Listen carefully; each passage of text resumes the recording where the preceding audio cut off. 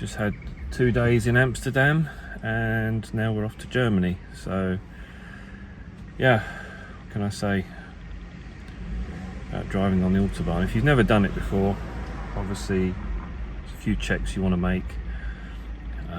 Don't just take your car and any old car and just try and drive at top speed, because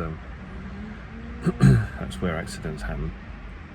So a few things you want to do. You want to check your tyre pressure, is the most important thing.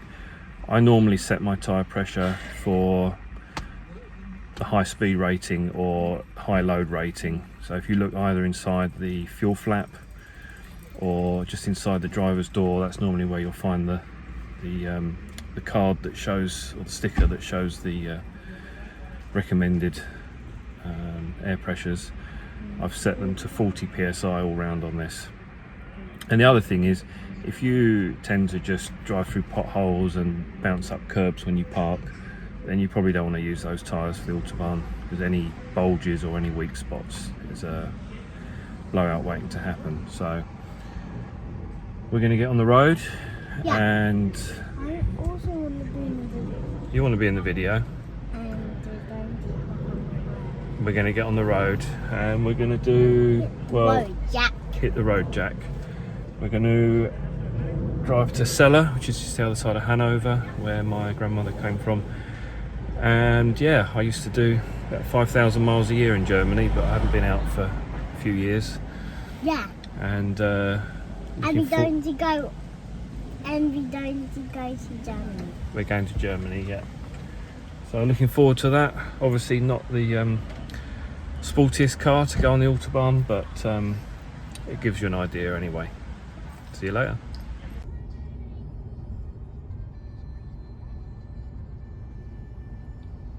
As we cross the border from the Netherlands into Germany, you'll see this sign advising of the speed limits. Pay particular attention to the bottom one, the 130 in the blue square. This indicates that although sections of Autobahn with the diagonal stripes are unrestricted, there is an advisory speed limit of 130 kilometers an hour.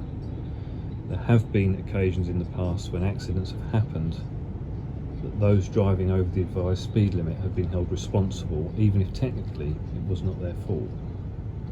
So what are the do's and don'ts? Well, do check your car, especially the tyres, for damage or bulges, and set the correct pressures for high load or speed rating, and also ensure oil and coolant levels are correct. 2, know the rules. Not all sections of Autobahn are unrestricted. 3, do use your lights to ensure you're seen, but be warned that flashing your headlamps to bully someone out of the way is not allowed.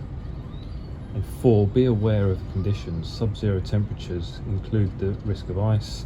Equally, very hot summer temperatures can affect tyres and the engine with prolonged high-speed use. Also be aware that a lot of Autobahns go through rural areas, which increases the risk of wild animals crossing the road, especially at night. The things you shouldn't do: don't play loud music.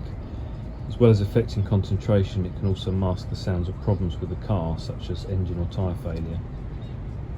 2, don't get distracted by conversations with passengers. 3, don't assume that you've been seen by other road users. If in doubt, lift off or brake.